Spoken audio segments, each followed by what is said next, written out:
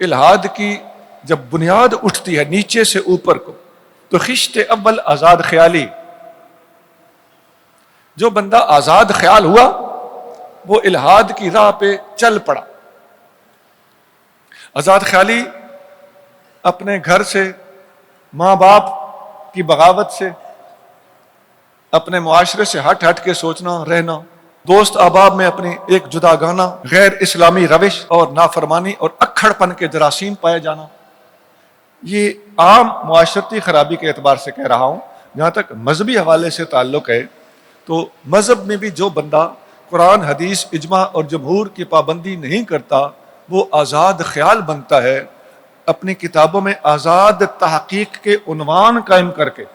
اپنی مرضی کی تفسیر یا اپنی مرضی کی شرح حدیث وہ کرتا ہے، یا اقوال مختارہ کو قبول نہیں کرتا اور کسی اصول فقہ، اصول حدیث، اصول تفسیر کی پابندی کو چھوڑ دیتا ہے،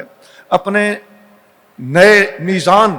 قائم کرتا ہے یا میزان نام کی کوئی کتاب لکھتا ہے، اور وہ کتاب اہل علم کو پتہ ہے، مطالعہ رکھنے والے اس کو سمجھ رہے ہوں گے کہ میزان نام کی کتابیں آپ کے اصول فقہ کا توڑ کرنے کے لیے اسلام کے خلاف لکھی گئی ہیں۔ اب اتنی باریک بات کون سمجھے، اور اتنا بڑا الزام وہ قرار دیں گے کہ اسلام کے خلاف میزان لکھی گئی۔ ہاں، اسلام کے بنیادی اصولوں کو متزلزل کرنے کے لیے جو 1400 سال سے امت نے اصول فقہ مرتب کیے ہوئے تھے ان کا توڑ کرنے کے لیے دشمنان اسلام نے، مستشرقین نے اور ملحدین کے ایجنٹس نے میزان قائم کر دیے۔ یعنی پورے کا پورا جو ہمارا نظریہ ہے، پورا جو پیراڈائم ہے اس کو شفٹ کرنے کی کوشش کی گئی ہے، اور اسلام کی تحقیقات کا رخ جو صراط مستقیم پر جاری تھا اس کو ہٹا کر یا ادھر کرنے کی کوشش کی گئی ہے یا ادھر کرنے کی سازش کی گئی۔ مجدد الفسانی رحمہ اللہ کا ایک قول ہے، مکتوبات شریف میں موجود ہے۔ آپ فرماتے ہیں کہ جب تم دیکھو کہ طالب علم آزاد خیال ہے اور اپنی مرضی کے ساتھ اصولوں کو چھوڑ کے تحقیقات پیش کرتا ہے، فَعْلَمُوا أَنَّهُ لِصٌ، سمجھ جاؤ کہ وہ بندہ ڈاکو ہے، چور ہے، اسلام کو نقب لگانا چاہتا ہے۔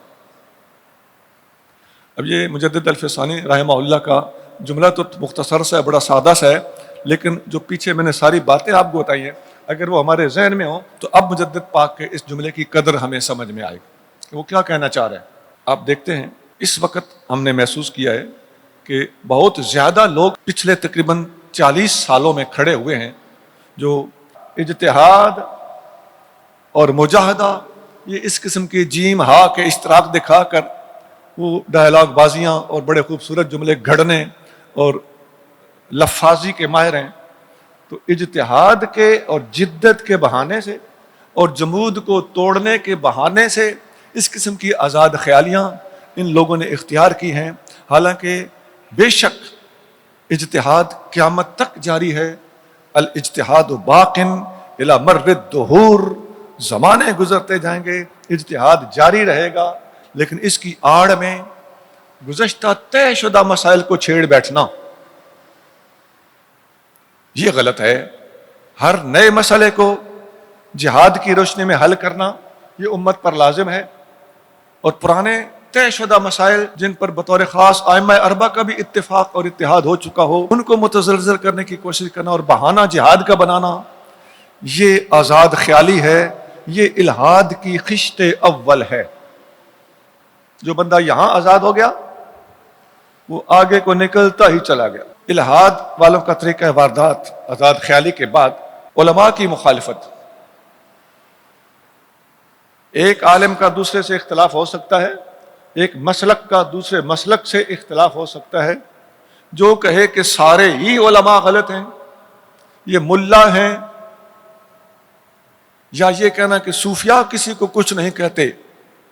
ملا ہر دور میں اس طرح کے ملا ہوتے رہے ہیں جو تکفیر کرتے رہے ہیں، کبھی کسی صوفی نے کسی کی تکفیر نہیں کی۔ اس قسم کی باتیں یہ بھی ملحدین کے، وہ پہلے سے بھی اوپر کے درجے کے ملحدین اور ان کے سہولتکار، ان کے کارندے یہ اس قسم کی باتیں کر رہے ہیں، اور یہ ساری باتیں نیٹ پر موجود ہیں۔ ایک عالم کے خلاف یا ایک فرقے کے خلاف بولنا، طبقہ علماء کے خلاف بولنا، یہ سوائے ملحد کے، سوائے دین اسلام کے دشمن کے، سوائے اس شخص کے جو نبی کریم صلی اللہ علیہ وسلم کا دشمن ہے، اس کے یہ کسی اور کا کام نہیں ہو سکتا۔ طبقہ علماء کے خلاف من حیث المجموع بولنا یہ الہاد ہے، یہ دشمن اسلام کا کام ہے، یا ان کو ملا کہہ کر ان کی توہین کرنا یہ کسی مسلمان کو زیب نہیں دیتا۔ یہ ہمیشہ یہ کرنا، اسے خود خواہ سمجھ ہو نہ ہو، یہ راستہ ملحدین کا راستہ ہے۔